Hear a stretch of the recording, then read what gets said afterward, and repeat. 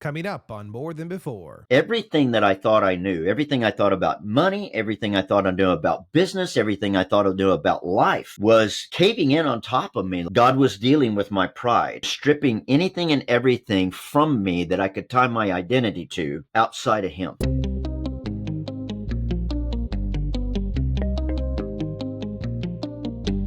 This is More Than Before with Nathan Cook. Hey everyone, welcome back to the show. I am so incredibly blessed for our guest today. Years ago, when my wife and I, we were having some trouble in our marriage, we reached out to him and his wife, and they helped us take our marriage from impending separation to a rock solid marriage. So much so that my wife and I actually became certified through him and his company as marriage coaches. They have trained and certified over 100 couples from across the globe.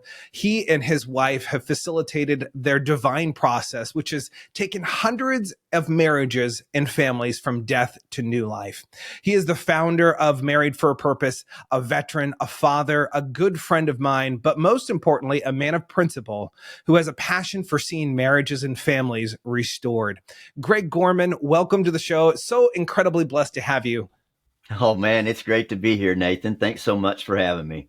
Yeah, it's funny because we go way back, and I remember from our time, with the Maxwell organization, you and I, we had a lot of interactions. We didn't get to spend a lot of time together, but in those brief moments of interactions, there was kind of this kindred spirit of family, and you truly do have a huge vision for family. Family just it exudes from who you are. And you wrap people around your arms and you say, hey, come into the family. And I love that. What was childhood like for you growing up? Who was Greg Gorman as a kid? Oh, that's a great question. So let me rewind there and get to that space. I was not a popular kid by any stretch of the imagination. In retrospect, I think I was probably pretty well thought of, or certainly more well thought of and better received than what I had any idea. I just had a lot of insecurities, but I was definitely not the in kid. Most of my clothes came from a yard sale. I got teased a lot for having high waters on, which are, pants that would come up about this high on my boots, And that was before they were popular, right? Yeah, exactly. Yeah, it was not the in thing. But honestly, there's a lot of things that were wonderful about my childhood, and that I grew up on a farm way out in the country. 15 miles from the nearest town, and it only had about 4,500 people in it. So you had to drive 2 hours in just about any direction to get to a town that had any more than 35, maybe 40,000 people. Like, no kidding. Way off out in the boonies in Missouri. But I learned a lot about work ethic, living on a farm, and caring for animals. And it was expected of me. We heated with wood. So, going out and sawing up wood and stacking it and then throwing it down in the basement, and all that good stuff. But my childhood was tough. And when I say this, and there's times when I go into a little bit more detail about, some of the happenings in my childhood, and we can do that or not. But when I say that, I think it's important for me, at least, to say that, everybody's got a tough childhood story, or at least something, and I'm certainly not in any competition. There's people out there that had a much worse life for sure, and a much worse childhood than what I did. But there were definitely a lot of challenges. Whereas my parents divorced when I was about 8 or 9, somewhere around in there. And then, man, things were really, really dicey. They were dicey before that, but they were really dicey after that for several years. I love it because, first of all, just how authentic you are. And one of the things that I love about you, Greg, is your authenticity, because you truly are authentic. You wear not necessarily your emotions on your sleeve, but you're not afraid to give your opinion and your thoughts towards something. Really any subject. And I love that because there are so few people that are willing to do that, to stand up for something. And I'm actually a little bit curious, like, what was school like for you as you were growing up? Because I think school has a little bit of that shaping nature to it based off the cohorts that were around. When you say you grew up on a farm and everything was, 2 miles away in any direction, immediately I think of, the stories of, grandparents and parents saying, well, I had to walk to school through 5 feet of snow. And I almost kind of see you doing that possibly. But what was school like for you growing up? Well, as I mentioned, I definitely wasn't in the in crowd or the popular kid. You referenced this and you asked the question after, mentioning authenticity and things of that nature. And I am very authentic. I believe that it's important to be authentic and very real because it's my mistakes and my humanity that people can relate to. I feel like when we teach or when we talk and we share from our vulnerabilities and our mess ups, then it makes people think, well, wow, maybe I'm not as jacked up as I thought I was because this guy's doing okay now and he went through this. But the truth is that I've changed a lot, Nathan, since I was in school. Because I had a lot of insecurities, part of that was due to my upbringing at home. And then a lot of it is just because, I carried those insecurities and kind of a nervous kid, so to speak, into school. I just wanted to be well liked. I wanted to be well received. And so I was a bit of chameleon. And actually, it was something I had to work on a lot in my adult years with a lot of self-awareness and a lot of just really going deep. And it was something that I didn't like about myself. Because I found myself sometimes in conversations, like if I were talking to you and you had a strong opinion on a particular subject matter, and you know me now, and so you would probably never guess this about me, that it used to be a struggle, and it's not a struggle anymore. God delivered me of it. But if you had a strong opinion about something, you could probably sell me into your idea, and I'd be like, yeah, that's what I think too. Yeah, that's what I believe. But then I might, within 24 hours, find myself in a very similar conversation with someone on the opposite side of the fence, and I would absolutely find myself going, yeah, that's what I believe, And so it made me very a chameleon. So it wasn't that I was trying to be deceptive. It was just that I was a pretty easy sell, and I wasn't sure what I felt about things. And I think that as a result of that, again, as I became older and I began to mature and I started having more and more self-awareness and was very intentional about that, I started doing a deeper dive on it and really developed a set of principles for my life. And so those that know me now or have for the last probably 2 decades would know me as being someone who is very firm in what he believes, and very principled in why I believe what I believe or why I do what I do. And I would just encourage any of your viewers or listeners, to think, if they're struggling with that chameleon stuff, to think in terms of being principled, because when we develop principles, what's awesome is that it actually makes us more attractive, not less attractive. You would think, just agree with everybody and it's all okay. And that's great, but nobody will ever have any strong opinions or really seek you out for anything, or you really will have a hard time bringing value. And so for me, I really wanted to bring a lot of value, and I knew that I needed to develop a set of principles. And then once I had those principles, then it allowed me to navigate not only conversations, but all the decisions in life, big or little, because it comes back to a principle. And if I can align it with the principle, then very quickly, it allows me to make very, very quick decisions most of the time, which has helped me in parenting and, being a good spouse or striving to be, and being a good Christian, and certainly along the way in business decisions and such, because if you got a set of principles, then you've got a floor to build from. I love that because I don't think a lot of people operate on principles today. In fact, I think a lot of people operate in a way that we would look at them. And I love that you say the word, you weren't trying to be deceptive. In fact, I would almost say you weren't trying to be deceptive, but you were trying to be accepted. Most people in life are just trying to fit in somewhere, and they don't feel like they fit in somewhere. And I can feel that from your childhood of just trying to find a place where you could be accepted for who you were, right? Background, especially as a kid, you show up with all this baggage and you don't know that it's baggage until you look at other people's lives and realize, oh, other people aren't like this. Other families aren't like this. Now, there's a lot of different influences that you've had. You've had some really big influencers in your life. And I love hearing about the big influences, but I also really love hearing about the smaller influences in life that most people don't consider. And I know one of those was your grandmother. Your grandmother had a huge influence on your life. Tell us a little bit about what that influence was like from her, and how has that carried into your adult years today? Yeah. Thank you for asking that. You know, again, living way out in the country, it wasn't like I could go down the street and play with my friends, you know, especially when I was young. And so I always had an affinity with the older crowd. And because there was so much chaos in my home, I actually was raised, a good deal of my childhood was being raised by my grandparents. And I pretty much idolized both of them. But in particular, as you mentioned, my grandmother.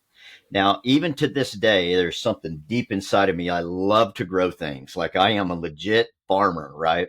I love raising animals and things of that nature, but I really love planting things and then growing them and then handling the harvest. And so we had one, two, three, four. We had like 5 large gardens Wow. on my grandmother's property, and so I spent days and days and days out there in that garden with her, anywhere from pulling weeds to learning how to hoe to learning how to plant. And then harvesting and then processing after we harvested. I can remember breaking beans, you know, or pitting cherries, or, you know, canning things, like all this stuff. And so I spent a lot of time with her, and she was always patient enough that she could be with me, and I never felt like an imposition. And so where I lacked feeling loved everywhere else in life, when I was with my grandma, I really felt love and I never questioned it. And so she had a lot of influence, a tremendous amount of influence on me. And when I think about my spiritual foundations, she planted so many awesome seeds. One conversation that I remember specifically, I was just a little bitty dude. Like, it's crazy that I even remember this. I don't even know if I was in school yet. I might have been in kindergarten or something. She said that King Solomon, when God told him to pray, he could pray for anything and ask for anything that he wanted. And King Solomon chose to pray for wisdom. And for some reason in my little mind, like, that made such a deep impression. I'm getting choked up because even today, I have seriously spent my entire life praying for wisdom and asking for wisdom. And it is my first prayer. There are many things, many desires that I have: desires for a good income, a desires for health, a desire for, you know, a good relationship with my kids and my wife and things of that nature. But I can tell you even today that wisdom is the leading prayer probably that I've prayed more than any other prayer over the course of my life. And it's because of that conversation, because she basically, you know, she explained to me in whatever way my little bitty mind could receive it at the time, that that God was pleased with him for praying that prayer. And as I have gone back and read that story, I realize that the reason God was so pleased with that prayer is because, again, he could have asked for so many different things, but he asked for a specific wisdom. He asked for wisdom to know how to lead the people, right? And what a great prayer. Again, I apologize for the emotion around that, but it still touches me because I want to lead well. You know, I do.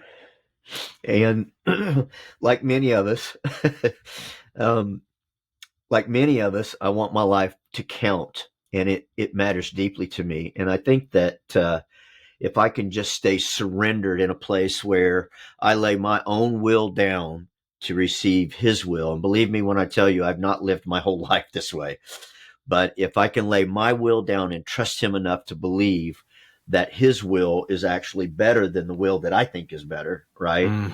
Then I open myself to be able to receive wisdom, not only lead well, but to be able to just maximize the blessings in my life. I love that so much because I've been reading a lot about Solomon recently and just praying for wisdom. And wisdom is truly one of those things that we should be praying for. But a lot of people, I think when they think about praying for wisdom, they think of, well, I want to be really smart so I can do this. And the prayer of wisdom that Solomon prayed, which you just said, was to be able to lead well. Right. And not only lead well from man's perspective, but to lead well from God's perspective. And I think that's really one of the key differences that makes wisdom different from knowledge. And I think we need to focus on that. And one of the things about your life is there have been times where you haven't done everything right. Like we're not perfect, but there was a season of your life several years ago. You had a crossroad experience in your faith where you actually seemed to do everything right, but yet you lost everything and you tried everything to hold life together. And yet everything still fell apart. Can you describe that a little bit of what led you to that place? What happened and how did you move through that? Yeah, well, I appreciate that question. This is it was a significant breakthrough for me, but it was a really significant challenge as well. So, I guess I'll start. I had been in life and health insurance in that industry and really had done well. Ran a branch office with over 100 producing weekly agents. Anybody in that business knows that if you're, in life and health insurance and you've got 100 unique producers a week, that's a big operation. Yeah. And we had actually taken that office from dead last in the organization to number one in the organization just within a couple of years too. So a very, very blessed season. And I can remember as Julie and I grew and did well in that industry, we were sought out for a lot of different interviews and to go and do leadership training and just talk about what we were doing and things of that nature. And we were always really easy for us to give the credit and the glory to God and all of that. And so many times I can remember people responding back to me, yeah, but, yes, but you, and, you guys took risk and yes, you did things differently. And, and so I think after a while, I kind of started to believe my press. And as grateful as I was like, I actually have done a lot of things other people wouldn't do. And I actually did push back on the home office when they said to do this. And I did that, and really started kind of, right. And so pride began to creep in, and it was completely unbeknownst to me. And pride's peculiar because it cloaks itself. Sometimes it even cloaks itself in nobility or false pride or false humility and things of that nature. And so as time went on, I ended up leaving that industry because the organization that I was with, I just felt like they were becoming disintegrous, and it seemed like they were becoming more disintegrous and wanting to leverage kind of the relationships that we'd built to take advantage of people. And I just wasn't in for that. And so I walked away from a pile of money, was very prayerful about this. And then we ended up moving from Kentucky to Texas. And then within less than a year from Texas down to Florida, every move, everything that we did, these were big moves, because we were pretty happy where we were. And we were doing well. We were well respected. We were very sought after in our own communities and nationally within the industry.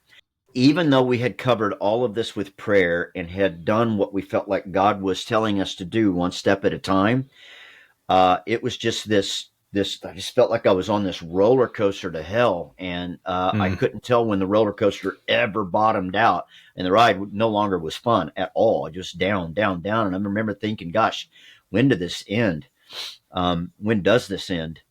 And we went from making $1 million a year to going almost 7 years without any income, went 4 years without any income, and then another 3 years with income that wasn't even enough to pay basic bills. And for somebody that had been the man, like I was rock star status, everywhere I went, church, in a community, in my organization, I was highly sought out. And I found myself down here in South Florida, a little bit of south of where we live right now. And I just felt completely invisible. I felt like I had no purpose. Anything that I thought I knew had completely come in question. And so I was really in a dark place, Nathan. I mean, a really, really dark place.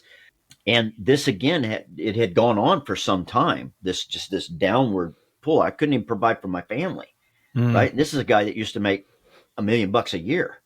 I remember going to the grocery store and feeling guilty getting groceries because I was putting them on a credit card that I knew I had no way to pay for and had no idea when I would be able to. At one point, I was driving home and it had been a really, really tough week. Had endured for a while. And I remember I'd had a conversation with Julie, and she was like, "Well, have you read Job? Maybe you should spend some time in Job." And the greatest book to read when you're when you're feeling low.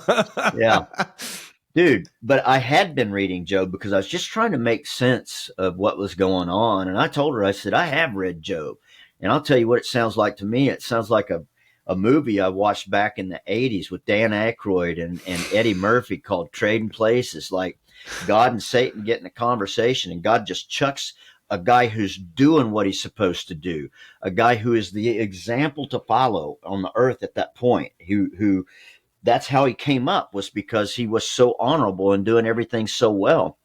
And God chucks him under the bus. I said, what kind of God does that? I don't understand that God. Like I don't really get what that was all about, right? And so I was in like I said, a really dark place. And then she had responded to me that day. She said, "Well, the only thing that I know is that our story's not finished yet." So I was driving by myself a few days later, and I was just really truly at the end of everything. I was at the end of myself, really. And I remember easing my car off to the side of the road, and I'm like, okay, today's the day. Something changes. I'd contemplated suicide. I had literally contemplated suicide, and I'm not the type, you know what I mean? That it wasn't that I threatened suicide. Like I quietly contemplated it, right? Mm-hmm. And so I was really just in a sad place, and I eased the car off the road, and I thought to myself, do I actually believe what I have professed my entire life that I believe? And as I pondered the question, I really could not answer the question. And you have to understand the reason I'm asking this question is because everything that I thought I knew, everything I thought about money, everything I thought I knew about business, everything I thought I knew about life was caving in on top of me like I didn't know anything. And I think in retrospect, if I may, God was dealing with my pride. And he was stripping anything, in addition to that, he was stripping anything and everything from me that I could tie my identity to outside of him. And so as I sat there, what I was thinking, Nathan, is I was actually thinking like, okay, look, if this is not real, if this faith thing, this Jesus that I believe in, if this is not real, then I just need to let this stuff go. Why be burdened with all the rules and the rule book, and trying to make sure I'm doing it all right and everything? Why don't you just think about for myself and figure things out? And so I was really looking to leave the faith. And I remember asking myself, okay, so I don't know the answer to the question, can I walk away? The second question I was prompted with was, is there any way I can walk away? Is there any way I cannot believe? Is there any way I cannot believe what I professed my whole life to believe? And so that's a deeper question. It's a higher quality question, actually. And it gets right down to the root of the matter. And as I asked that and I began to ponder it, it took me several minutes, but I realized as I look back over my life, I'm like, rats, there's no way I cannot believe. I believe. I do. I believe. I can't help but believe. So what was so cool about that, Nathan, is that I think that so often I had allowed myself to sort of believe. I'm going to deal with that in just a second. But as I thought through that question and realized I made a decision that day, I'm going to live like I believe. I'm going to live like I can trust him over me, like I can trust him and his goodness over my circumstances. And so often, if you're anything like me, I get caught up in my circumstances. My circumstances will attack my faith or they'll raise my faith. Neither one are really faith, though. You know? So a few days later, flipping through scripture, and I noticed that almost every single time that Jesus gave a healing, he said these words, "Be it unto you according to your faith." Or he would say something like, "It is your faith that has made you well." And so when I tell a story, often I say, I thought to myself, self, your faith's got something to do with your outcome. And I think sometimes I had really discounted that. Flip over a few more scriptures and I come across, the parable of the mustard seed. And Jesus is like, if you have faith the size of this mustard seed, you can say to this mountain to be moved and it will be moved. And I often challenge people, do you believe that? If you have faith the size of a mustard seed, you can say to this mountain to be moved and it will be moved. Do you really believe that? It challenged me. I asked my wife, I said, Julie, what do you reckon the difference is between faith the size of a mustard seed versus faith of the very size of the very mountain it is that you're asking to be moved, right? And of course, as you know, we pondered it, and where we landed is that there's no different. And that's kind of that point where I was talking about reckoning with that sort of believing, because there's no difference. You either believe or you don't believe. We either believe or we doubt. And so where that's really served me, Nathan, is that when I find myself feeling like I sort of believe, first of all, I ask the question, belief in what? Again, belief in my circumstances, belief in what I can figure out maybe I could cause to happen. I can have faith for that really easy. I think I could, eventually, right? But that's not at all what the faith is that he's talking that made them well. Or the faith that got them where they were going, or that mustard seed faith. It is absolute. It is belief. It's like being pregnant. You're never sort of pregnant. You're either pregnant or you're not pregnant. You either believe or you don't believe. And so now if I catch myself with a fraction of doubt, sort of believing, or I believe, right? I go in and I figure out where's the unbelief, where's the disbelief? Why can I not say I absolutely believe? And it really has helped my faith journey and my surrender really to his will, because if my faith is in him, that faith is big if I choose it. And even in those moments where I might doubt, I still have the ability to choose faith, right? Like, Lord, I don't know how all this works. I don't know what all this means, but what I do know, and I always come back to what I do know rather than what I don't know, is that I can trust you and that you love me and you want what's best for me, even though it may even feel like it hurts me. I trust you and I give it to him, and it allows me to rest, man. It's given me so much peace. It's transformed everything I do and everything about me. It was a significant transition in my life and certainly in my faith. Well, what I love about that, and even this focus on the mustard seed, kind of even going back to, your grandmother's garden and growing up and having this love of botany, of things growing. And when you get this picture that the Bible talks about of the faith the size of a mustard seed, and when a farmer's planting and they're putting the seed in the ground, they don't look at this seed and go, well, I hope that comes out to what I planted it as. Like you don't plant an apple seed and go, well, I hope that comes out as an apple tree. Maybe it'll come out as a pear tree. Like it doesn't work that way, right? Like it's whatever you're planting. And what's interesting about this all to me is when you plant the seed, you don't just walk away from it. Right? You can't just plant your faith and go, okay, well, I believe in God. And then you walk away and go, well, it's been 5 years since I've opened my Bible and I don't understand why I don't feel like I'm connected with God. And at the end of the day, you have to remember when a farmer plants the seed, the farmer tends to it. He goes Yeah. back, he waters it, he makes sure that it's getting the appropriate amount of sunlight. If it gets getting too much sunlight, he shades it. Like the farmer has to do a lot of cultivating to make sure the seed can grow.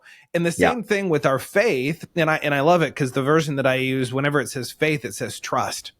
And Right. when you have the trust that God is going to pull you through, it's a lot different than going, well, maybe it'll happen. Maybe this will work out. There was also a time in your life too with your marriage. And I would love to dive into this subject because I know this is something you're incredibly passionate about. It's what you've dedicated your life to, family and marriages, restoring those.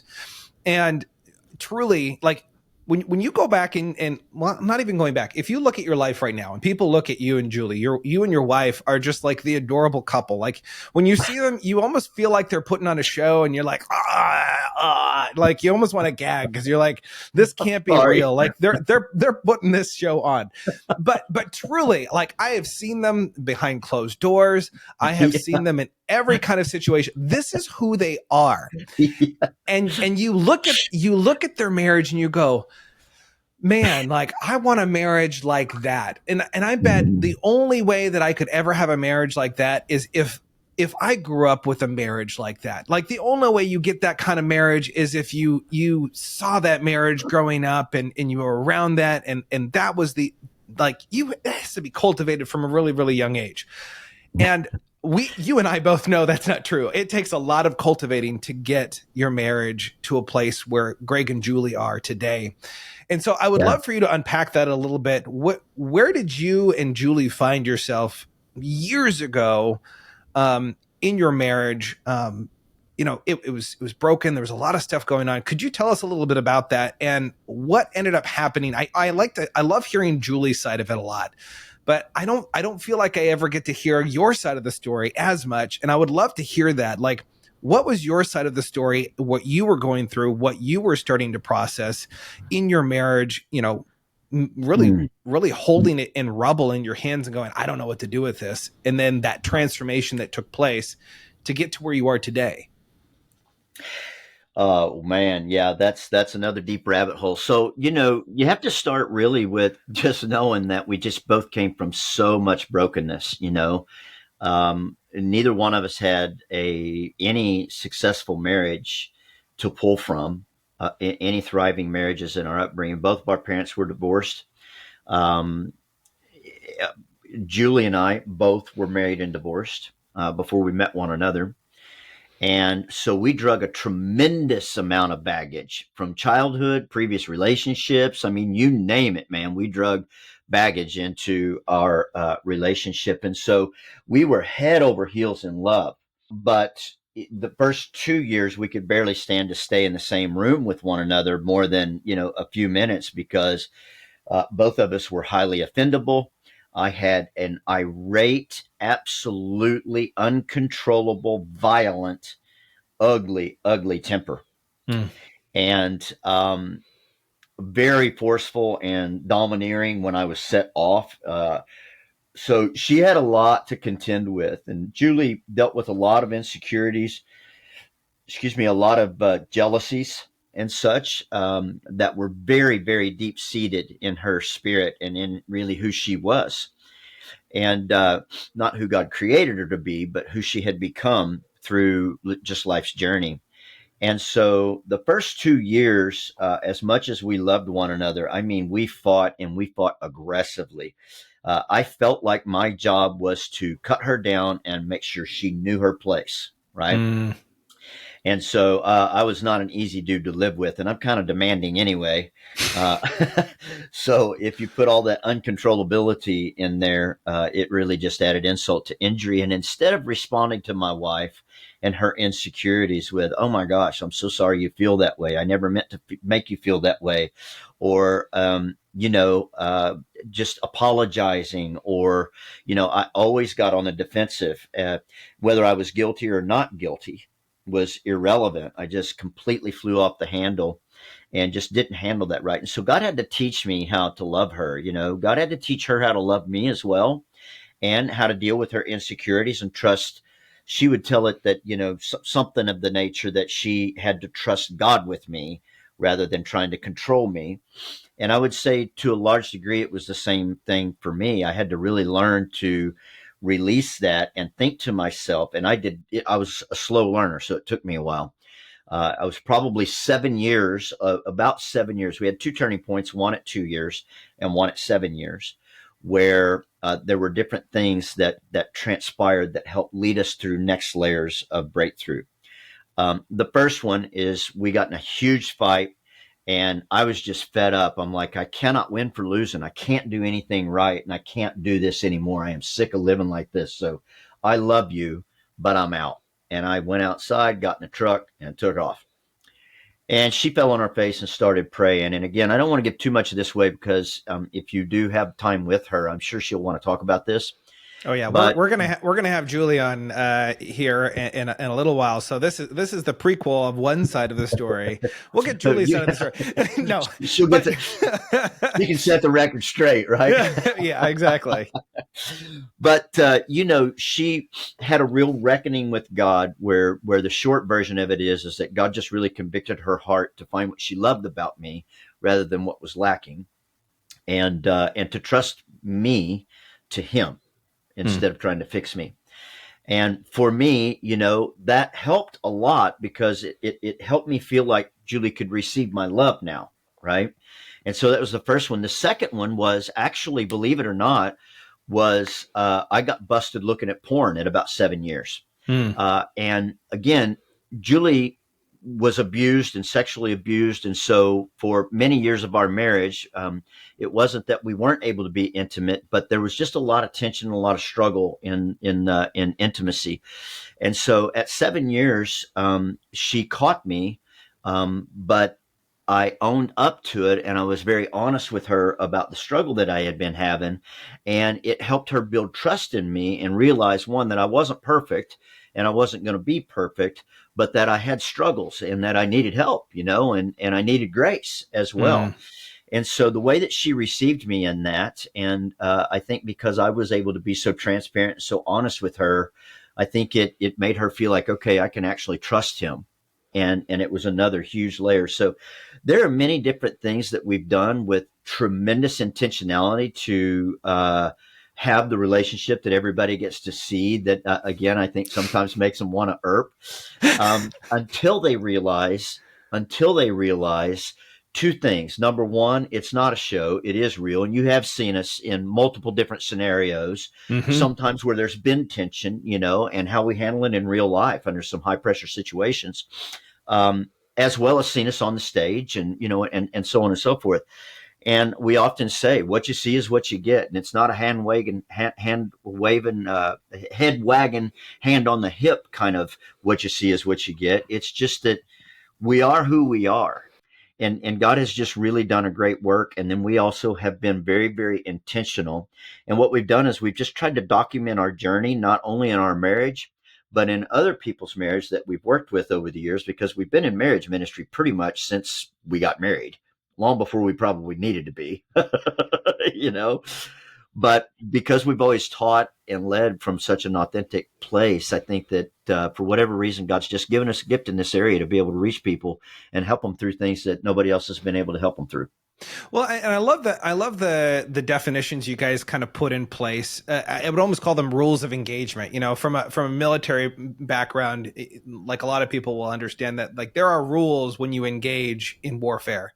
And Right. A lot of people, when it comes to their marriages, when it comes to their relationships, they don't have defined rules of engagement. We don't talk about this. We don't bring this up in conversation. And not that you can't talk about things, but there's a very direct and specific way that it needs to be addressed in a healthy manner. Now, you guys have done that really intentionally with one another. But I think one of the really cool things is, as a father, you have done that instrumentally different. Like, for me, even as a father, I look at my kids and they do things, and I'm like, my brain is like, hold back, they're just kids. And like, sometimes it's just, like, I'm like, don't yell. And then, 5 seconds later, I'm yelling. I'm like, what?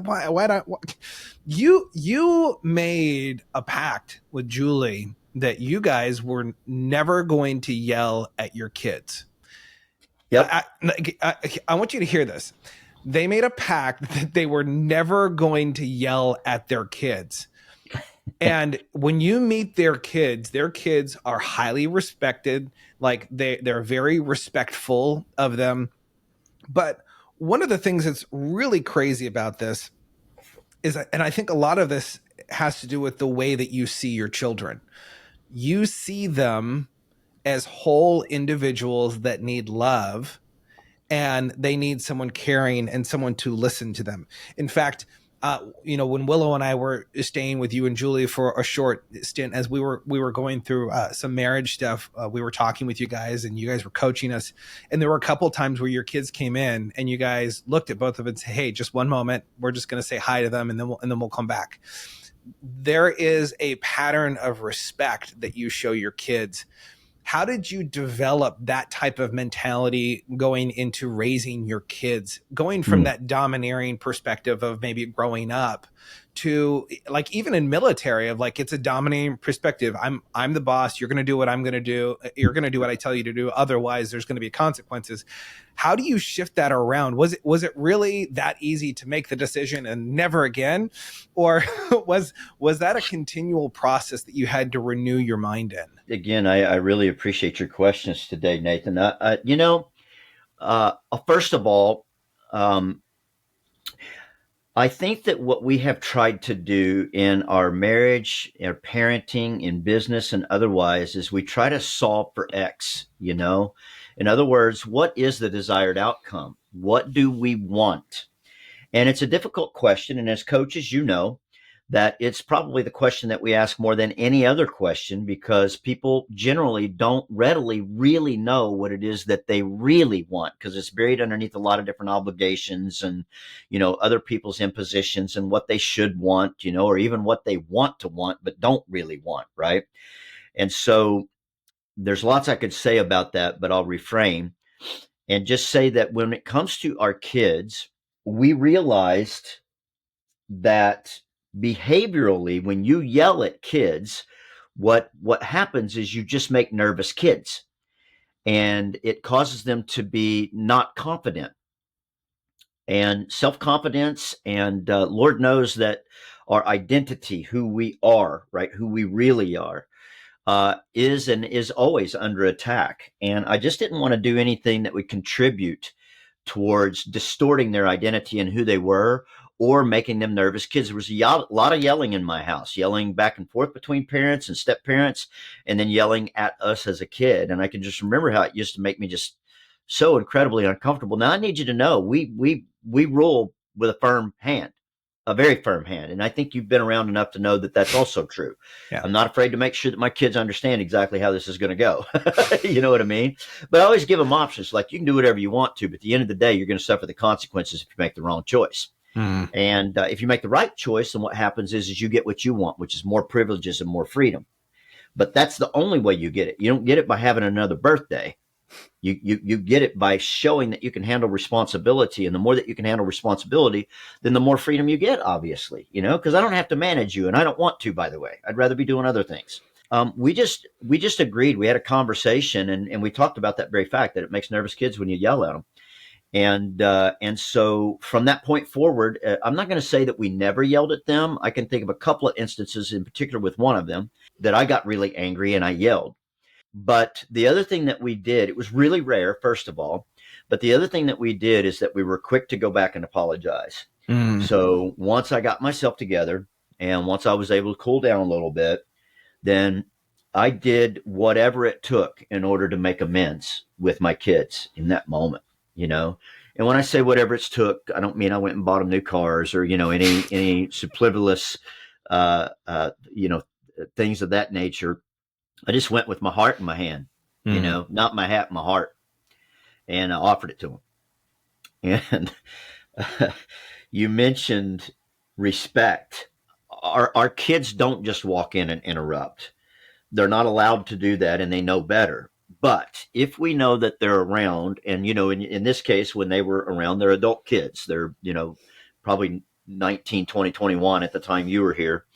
And, if we knew that they were leaving or whatever, it's like, hey, guys, can you give us just a second? We'll make sure and, address the kids before they leave. I realized that at one point, this was in particular with my son, as I was parenting him through the years. He's been a challenge for me, probably too much like me. And so I remember really struggling with the fact that he was so disrespectful sometimes.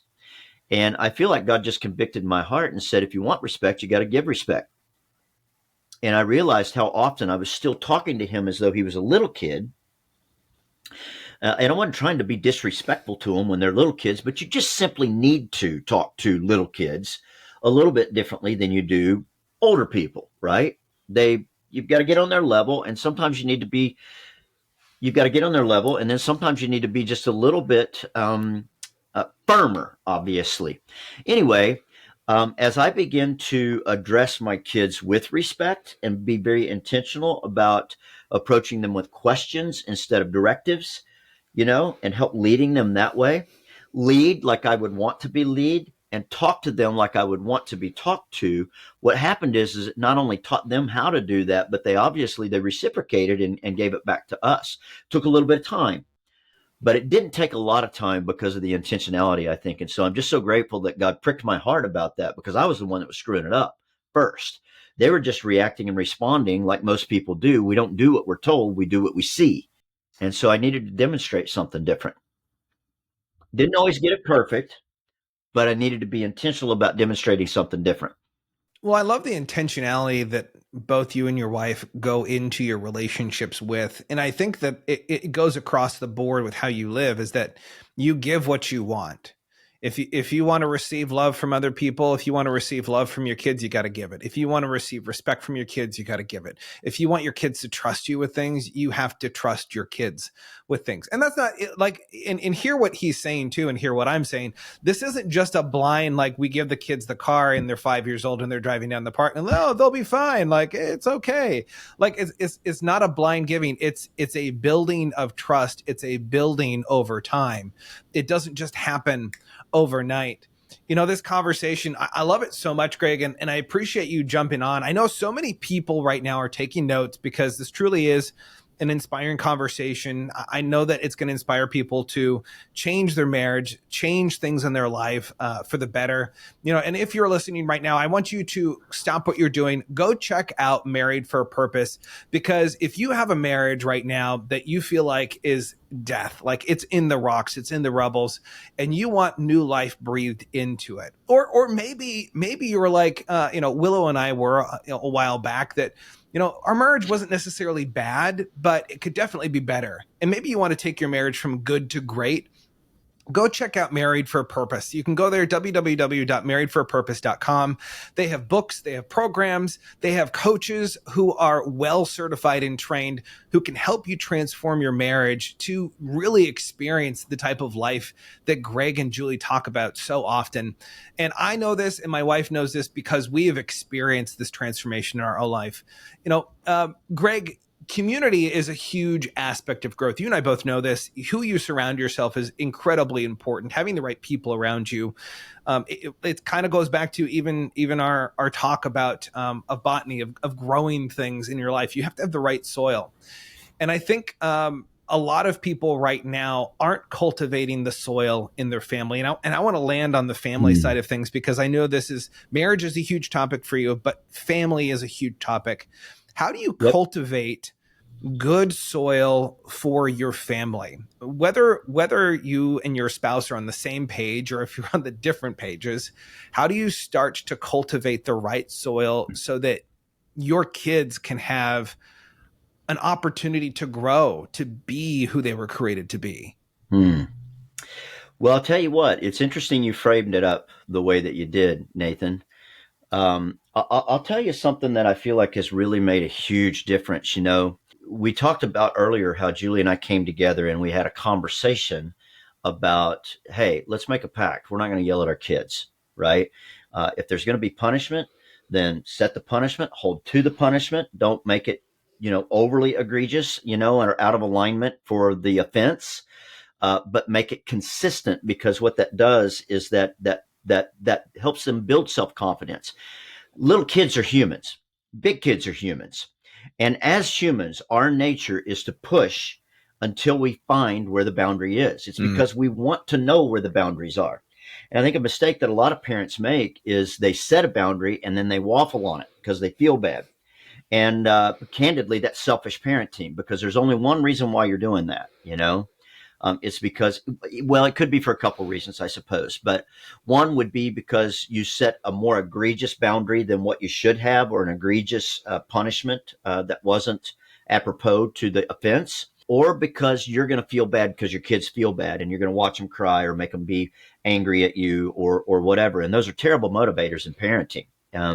And so figure out what the boundaries are and then stick to the boundaries, stick to the punishments, and hold to it. And it's not that you can't offer grace from time to time. I think that there's a time and a place for sure that our kids need to experience it, and that we reference our Father, right, who has so much grace for us.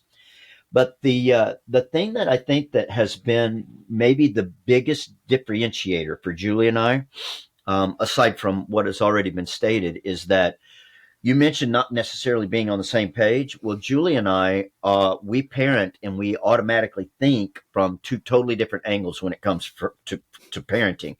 Historically, once we got over the jealousies, and all that silliness in the early years, it's been our Achilles. It's been the one thing that would trip us up if anything did. And so we made another pact, and that was that we would talk about what the desired outcome and what the desired result was in our kids and in our home and in our family, and we would unify. The Bible says that two are better than one. In fact, it says that one will put 1,000 to flight, two will put 10,000 to flight. So Grant Cardone has taken a lot of credit for 10Xing things, right?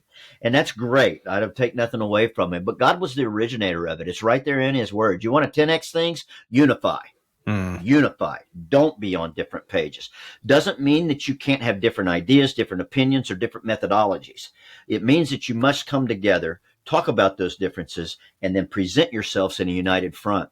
And as Julie and I have done that over the years, the more that we've been really intentional about being careful not to undermine one another and be able to present ourselves unified, then our parenting and our relationship with our kids and one another has just continued to up level and up level and up level. So I have one more question for you. And a lot of what we talk about, or I bring up on the podcast, is this idea of identity. And I love that you're talking about, a lot of coaches today, they talk about outcome, they focus on the outcome, what do you want? And that's a really great aspect. I think that you need to focus on that.